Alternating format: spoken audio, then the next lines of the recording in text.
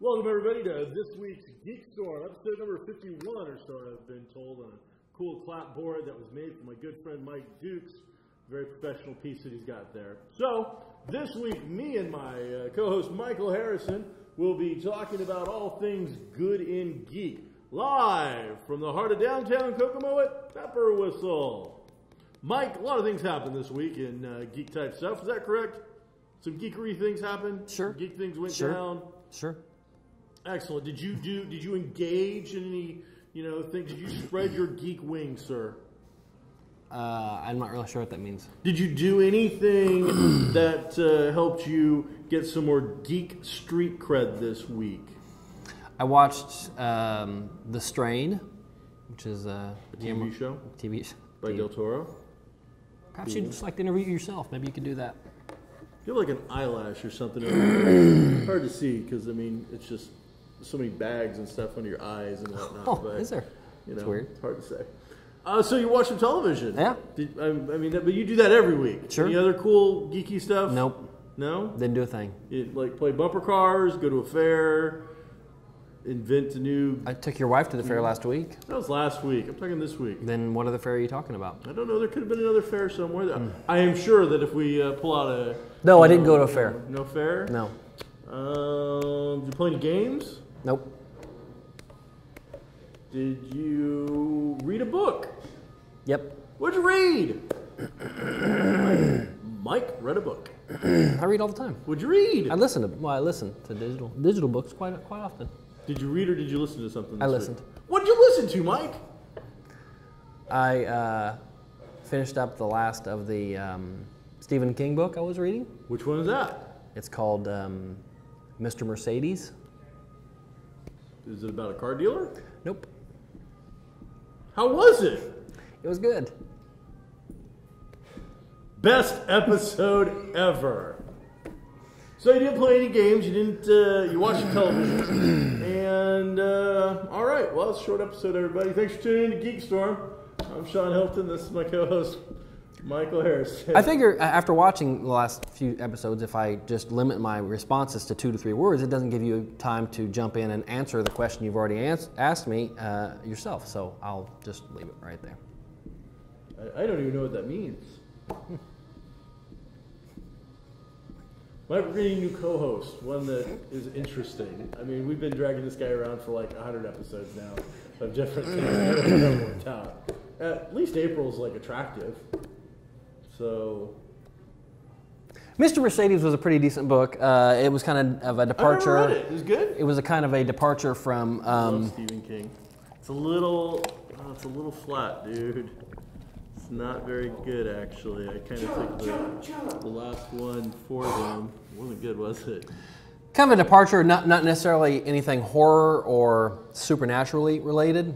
More of a detective story, to be honest. Something you might enjoy, and I love detectives. had to do with a retired police detective who was contacted by a serial killer that he had a case with but didn't solve, and the serial killer is back, and how he stops him, and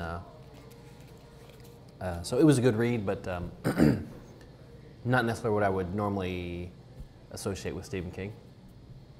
Really? I know you've read quite a few of Stephen King's horror things about, but he's actually done. Did you read Dragon Eyes back in the day? Okay. Was it The Colorado Kid, I think? I tried that. I really couldn't get into the noir aspect of it. But The Stand. Right. So the classics. Yeah, and more recently, I've read Buick 80. Is it Buick 80? No.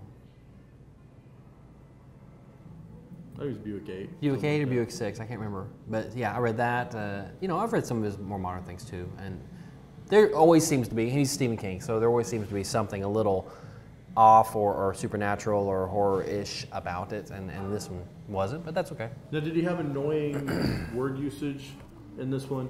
That's my thing with King, because I enjoy Stephen King quite a bit. The Shining was probably my favorite horror read of all time. That is probably the only thing I've ever read that's actually like legitimately like made me go, wow, that's scary. That was a little creepy. Right. But I think we talked about this past. He's got certain language use that just annoys me. Like I can't read Misery. The language use of that character just drives me insane. Because of her regional dialect? Yes. Okay. And he does it all the time. Yeah. It's just, or they have idiosyncrasies with a word or two, or some of the words they choose to use, that character will do. It just drives me nuts. Yeah, I know what you're talking about. It doesn't bother me quite as much. And since I've gone on to audiobooks, the actors usually bring those out, and so it's not as noticeable because they're doing accents, they're doing male-female voices, and they're trying to do the dialects themselves. And some of them are just verbal affects anyway, with somebody that's got either some type of handicap or they're from Massachusetts, which is the same thing. So, what was that? Did you just did you just insult the entire like New England area?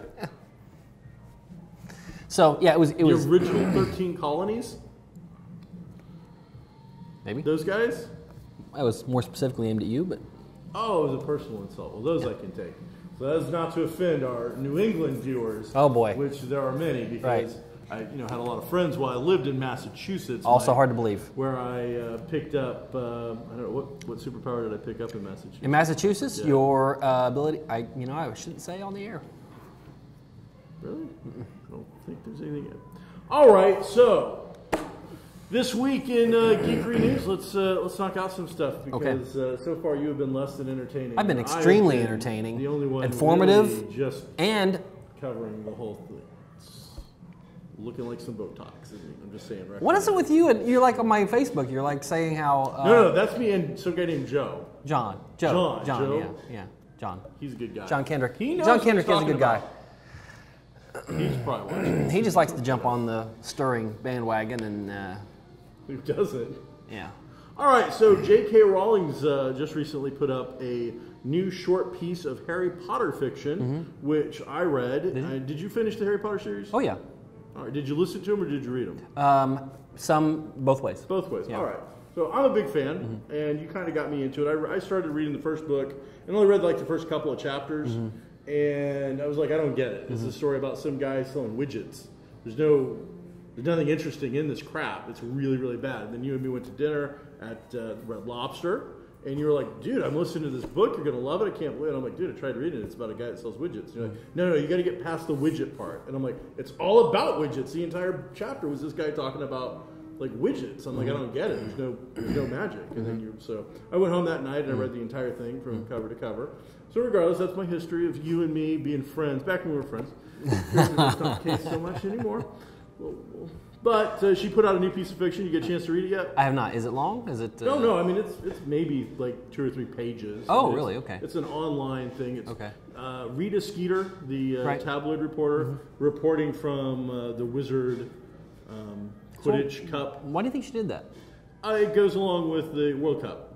No, not Rita Skeeter. Why do you think J.K. Rowling's put out a 2-page story? It goes around with the World Cup. Oh, real life. I was answering you. When you asked the question, that was me answering your question. Real life soccer. Yeah. Oh, okay. It's like the Quidditch Cup, I want to say, in the book is every 4 years. Right. I think the World Cup, and I don't watch soccer, is every 4 years.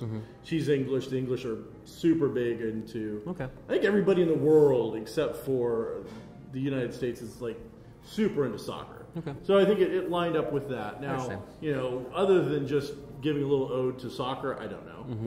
She doesn't need the money. This didn't make any money, as far as I know. There was no profit. It was just an online release? Yeah, it was a quick 2 or 3 thing, and our producers are looking in a way that's making me a little nervous.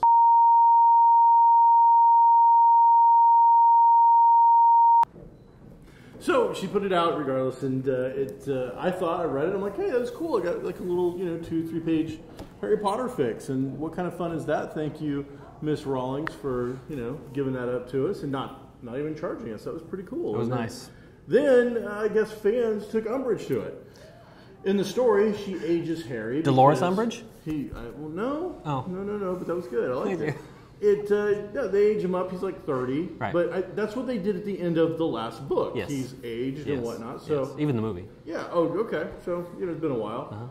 But like the fans seem to like be upset about this, and she even like threw in like some little things for fan fiction writers to really get behind. Like she points out that Harry's got like a new scar, like this big scar over his eye, and some other stuff. So everybody's like, well, what happened? And I'm like, she doesn't have to tell you what happened. That's the fun of doing this. You get to now, if you want to continue it, you get to think about it and come up with your own thing and have fun with it. But it brought up this idea of when does a creator, if ever, lose not the legal rights to their character, but more the emotional rights to the character kind of thing, and George Lucas is very guilty of this, how many times does he get to go in and change his own movie? Legally, he can do it as much as he wants, but we as invested fans, at what point are we being betrayed? So, any thoughts? Sure. I think additions to existing material is I think it's awesome, and the people complaining about it just goes to prove that people complain about anything. You're going to have some people complain about that free Coke you just got, okay?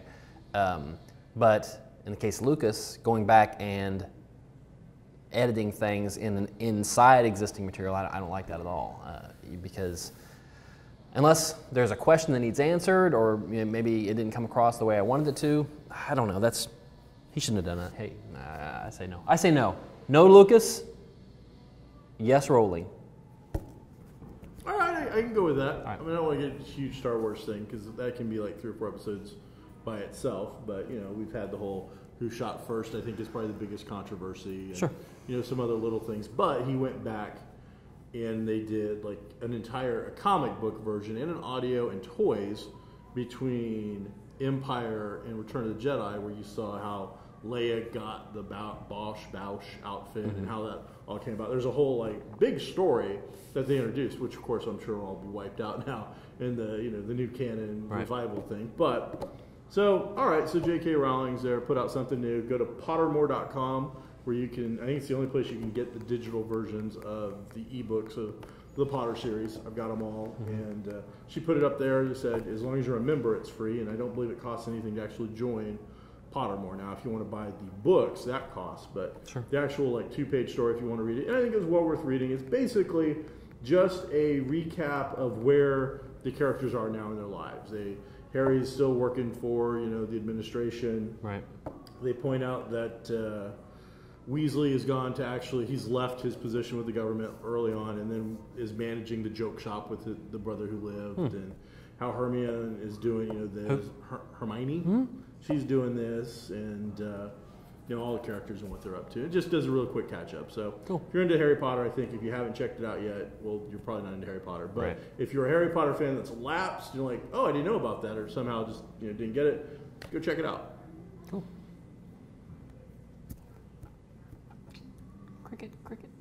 Cricket. What else happened? Things happened. According to one of our producers, we're going to be going to war with Russia at some point. I don't think that'll happen. But speaking of... what about Malaysia? No. No? No. I think Grenada had a better chance. Grenada? than Malaysia. All right. I love Heartbreak Ridge. Well, solid show. Yeah, they're going to have to cut all this. So, I'm just saying. Let's see. I said I watched... Snowpiercer? I almost went to see that last night. Did you actually see it? No. Oh, I thought you had saw it. I mean, I've been holding off on movie stuff because I wanted to save that for No, go ahead. Well, you know what's funny about Snowpiercer? Is the fact that you're stupid and I'm an idiot. All right. Because last episode, if they rewind it back, and don't, but if you guys just go back and watch it, you and me are sitting here and go, yeah, somebody's in it. They wanted this guy or that guy and blah, blah, blah. It's Chris Evans. Right. So neither of the two geek guys... Right. We had no clue. Well, I saw the trailer maybe a month ago or 6 weeks ago, and at the time... He doesn't look like... He doesn't look like Chris Evans. They didn't do any big makeup on him, but he's got darker hair. He doesn't look like Cap or Johnny Storm. Right. So, but yeah, I felt like the credits started, I'm like, I hadn't gotten him, huh. Well, I'm stupid. Yeah. And then they have Ed Harris, and it's got John Hurt, who we'll find out is eventually the War Doctor. And it's a Doctor Who thing, but it felt like Judge Dredd or The Raid in the aspect that they start at the back of a train and are literally fighting through people and different things or situations in each train that they go through. They have to blow the lock to get in the next train, and then next thing is like, what do we got to face with now? Kind of thing. So you have that kind of sense of going from point A to point B that's kind of become, it's almost like, what was that, Steven Seagal movie with him on the boat, and they eventually did the sequel with him on a train. He's a chef.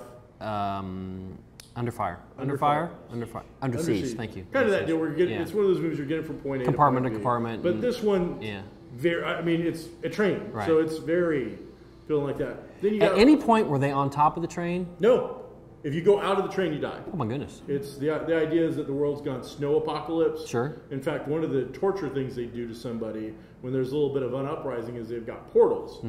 So they open up a portal, which does allow you to get outside the train. But I mean, it's like this big. And they shove the guy's arm out of it. Oh my! And you see them, they do the calculations. They're like, at this altitude, 7 minutes.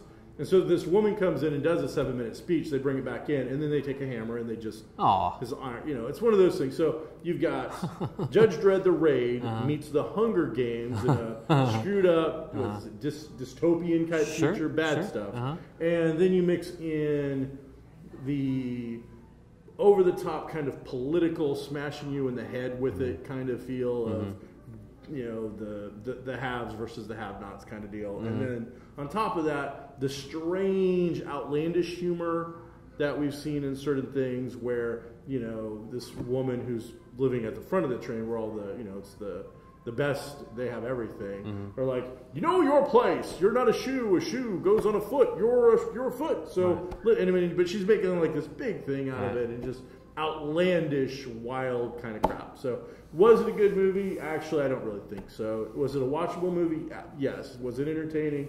It was. But don't go to the theater. It's definitely not necessary to go to the theater to see it. You're not going to get anything out of it. And there's elements that I really do like. It's just a matter of the whole thing feels a little strange. I'm glad I went and saw it. Theater was practically empty, and I don't think it's going to be there. I think it might already be gone. In fact, I think this week we had 3 new movies open.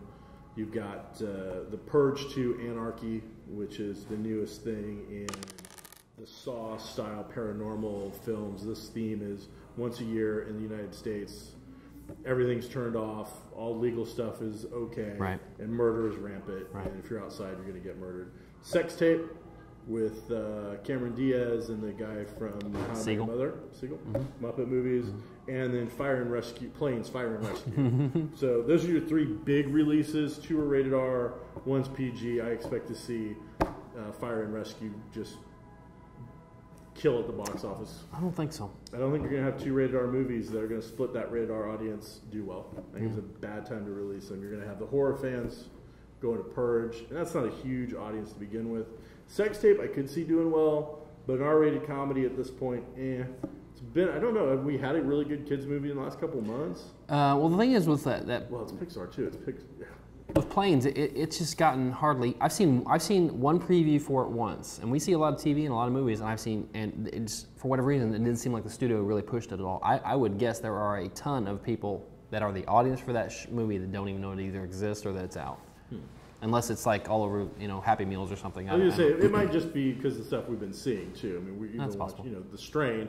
Probably not going to have the Planes movie on it, but I don't know. It's Pixar. I believe it's Pixar. They do that stuff, I think. So I think it'll end up in second at best. And who's going to beat it? Maybe third. Either one of those other 2 movies. Oh, I'll take that bet. Okay. Yeah. All right, here.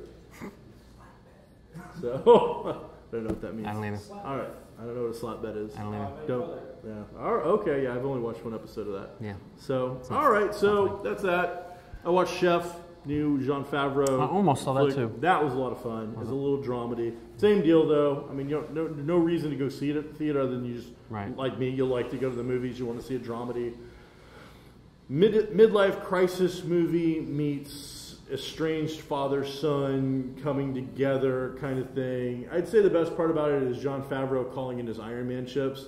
You get Scarlett Johansson in several scenes. You get Robert Downey Jr. in one really over-the-top crazy scene. So you kind of have, all that stuff going on. Cool. It's worth checking out. I enjoyed it. And I think that's all I saw at the theater. I'm not really that excited about anything that's coming out. My wife will want to see The Purge. She loves that stuff.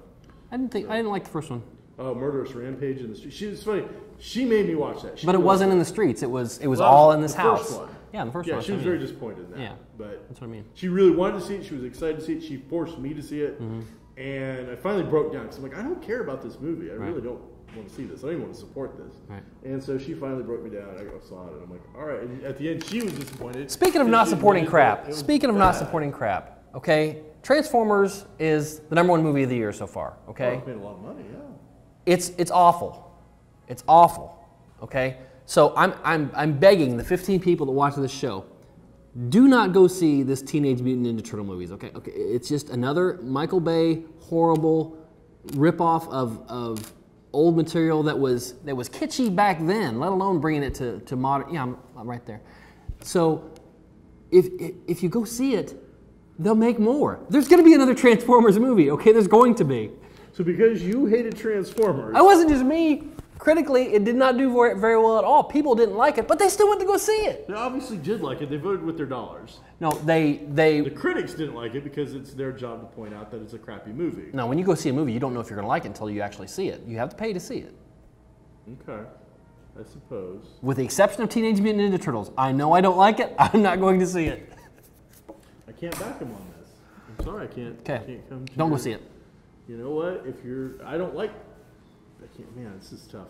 I don't like Turtles. I own a comic store. I like Turtles. I was around when they came out. I mean, I like real Turtles. I've had a couple. Sure. But Teenage Mutant Ninja Turtles I've never enjoyed. I felt they were bad for the industry. Yeah. I don't think that it was good for comics in the long run. It's been great for those two guys, except they sold out to like Nickelodeon. Don't go see it. What? I mean, how do you know? You haven't seen it yet. I haven't. You don't know that it's going to be a horrible piece of crap. Yes, I do. And Mike, I don't know if anybody that I know that's got a bigger ego than you, but okay. You can't be sure that this is a horrible movie. You're right. It could be Unusual Suspects or something. Usual Suspects. It could be awesome. But I think that it's not going to be, so I'm not going to pay to see it and support it. I'm willing to take that $9 gamble and not go see it. All right. That's my gamble move. I mean, it's Teenage Mutant Ninja Turtles. What do you think the movie is going to be? That's why I'm saying don't go see it. But those who want to see crazy CGI turtles fighting stuff, for them, this is a dream come true. Well, I hope those 8 people really enjoy the movie. I mean, it's like, because I've seen every single Transformer movie. I don't think I've liked any of them. But because of this kind of stuff, I go and I see all of them because it's what we do. Right. Plus, it's action. Right. I do like the voice of Optimus Prime. Sure. It makes me feel good when I hear Optimus talk. I'm like, Optimus is talking. Now the world will be, oh, wait, he's mad. Do you do that little thing you're just doing? Yes, I do it all the time. At the theater. Oh, Optimus is talking. And, but I mean, what do you think you're going to get at that movie? I'm not arguing with your point. I'm saying because you know it's going to be crap, don't go see it. But you hated it. Transformers? Yeah. Yes. You hated this movie. Yes. But you paid to see it. Did you not see the first 3 movies, Mike? Yes. I mean, this I is saw the first 1.5. If you would allow me to like hit you with a hammer once, you go, you know, that wasn't so bad. I can do it again. The fourth time, would you not be like, Shawn, please don't hit me with the hammer? I saw it because we were going to talk about it here. I wouldn't have gone to see it for any other reason. Okay, well that makes sense because this is really not a good job because we don't get paid for it, but it's free stuff. We need to talk to somebody about that. Strain? Strain was just okay, but it was good enough to make me want to see some more. The main actor, his name is Corey Stoll. He was in House of Cards. It was incredibly distracting to me the fact that he's a bald actor. He has your exact hair. Okay. Oh, he's got the wreath thing. Yeah. That's what they call that. I don't know what it is, but he's wearing a wig for the entire show, like he's got a full head of hair. But now, is the character supposed to be wearing a wig? I don't think so. Or is it? They don't ever reference it. Okay, so and it's obvious. It's really bad. It's obvious to me that the showrunners want somebody that looks younger or looks more confident, or the problems you have. So they do this, and then the female lead. For whatever reason, they dub her voice. No, I'm curious, what problems do I have? They dub her voice. It's too many to get into. They dub her voice the entire episode. Like, I don't know if she has a thick accent in real life, or if just her mic was turned off because she likes microphone number 1 instead of microphone number 2. I don't really know, but it was a fresh take, a different kind of take on kind of a vampire mythology. There wasn't the classic Bela Lugosi guy with an ascot. It it was a creature, and that made it different. But it still had some of the same same mythology with a giant coffin and being transported in some earth and not crossing running water and that type of thing. There was some of that still in there, but it was a lot more sci-fi than classic horror vampire. I haven't heard a word you said. So, something about vampires. Del Toro did it. If you're a Del Toro fan, you're probably going to check it out. If you're not, you're probably not. It was a limited series, a full series, a summer series. Full series. I mean, yes, summer, but it's... What channel is it on? FX has the movies. Oh, okay. Well, like That's okay. Hey, we did a giveaway. We did a giveaway last week for... No, we posted a giveaway. We haven't given anything away yet. Hey, we're doing a giveaway. There you go. And... Hey, announce the winner. We asked, what's your favorite Lost moment? episode of Lost? No, I think it was your Lost moment. Moment, sure. We had 4, count them, 4 responses. So that's half our viewers responded. Ha! Thank you to half our viewers. Awesome. Thanks, guys. You're the best. Yeah. Josh looked something up on the internet because he's never seen an episode of the show. Is that what he said? He did say that. He said, so essentially I'm full of crap. But he said one of the speeches that Jack gave in the first season about living and dying alone and everything, he said that was his favorite moment, but he admitted that he looked it up on YouTube, and so he has no idea. Is it a good moment? It's okay. You've watched it. Sure, I watched it. Okay. James Chavot with an X at the end. That seems foreigner. I think it's foreigners too. No, the band. My favorite part was Danielle's experiment to determine how much time they spent on the island and spent off the island. That's very scientific. I'm not sure. It's obviously his favorite moment. There's people on the island and off the island? They spend time on the island and off the island, yes. All right. Yes. David Hunt. He wins a lot, by the way. He does? He wins a lot. Oh, so you're saying swiping. I'm not saying it's fixed. I'm just saying he's won a lot of stuff. Well, maybe because he's like one of the 4 people that... He does. Oh, he puts in the effort. I imagine whatever he said is good. Mm-hmm. There was his favorite moment. There was a point in season 3 which they are off the island. They're shown off the island, and... Like before they get on the plane and crash? No. It's actually a flash forward. And... All right. There's a whole lot of that throughout the show. And Jack is telling Kate, we need to go back to the island. You know, they're off. They're rescued. Yeah, we don't need to ever go back. We're off. Well, they do. Gilligan went back. Guess what happened? They got stuck there again. But they were happier there, you know? Well, they were. They were happier there. They went from skirts being here to here, back down to here. I remember that being like the skipper's like big contribution to the why they should go back is skirts. All right. I'm like, all right, Skip. Then finally, Rachel, her favorite moment was on the freighter. I think she's sleeping with one of the producers. What? Don't say that. That's... Am I wrong? That's inappropriate. Well, for... I'm saying that's a fix. We can't pick her. We can't pick hers? Well, I think. Am I wrong? These people... Are you dating a person that might have entered a contest for this particular show, Mr. Producer Man? We're not going to say which of the producers, because it could be April, hiding behind the camera, dating a woman. Yes, but she lives in a different city.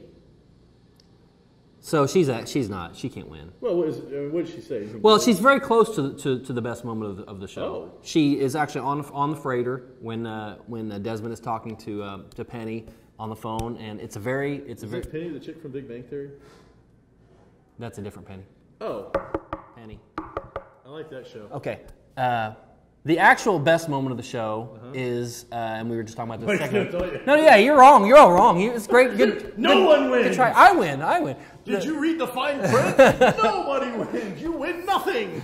When the character Charlie dies, it was awful. I agree. It was an awful moment. The elevator was going up, and he was about to. He didn't. That's really not die. Charlie in the Chocolate Factory. It's talking Charlie from the show dies, and he's got written he needs to save his friend, save Desmond on the other side of this porthole of this ship that's filling up with water. And as he's dying, he writes on his hand, "Not Penny's boat," which is a very important message, and puts it up there so his friend can on the other side, on the dry side, can see it. And and that's his final thing. He's trying to save his buddy. Isn't he an elf? He's a hobbit. Oh, he was okay. So he was the hobbit. So Yeah. not in fact a chocolate factory, but a hobbit. No, but we'll give it to the guy who didn't know anything. the very first guy. And you know what? That's good because he's never seen an episode. Joshua King. He will get to see all the gets to see them episodes. all now. Yes, Joshua King is your grand prize winner. When it comes to scientific, Always throw for a cider. Yeah, all right. It's good enough for GM. It's good enough for us. Hey, that's this episode of GeekStorm. worst episode ever. No, thanks for checking it. We solid, didn't even talk solid about the Daredevil stuff. We didn't talk about Daredevil. We didn't talk about Daredevil Thor. would've We been didn't so talk about much Cap. better. There's so much. That would have been such a better episode. Yeah. All right, thanks for checking us out. I'm sad for you all. I'm sorry. Maybe next time we'll talk about the important stuff like Cap and Thor and Woman Thor. I just said everything you just said. I just said it. Yeah, I just reiterated it. Said we could talk about that next time. You said stuff we didn't talk about, and I said we could talk about it. Goodbye, everybody.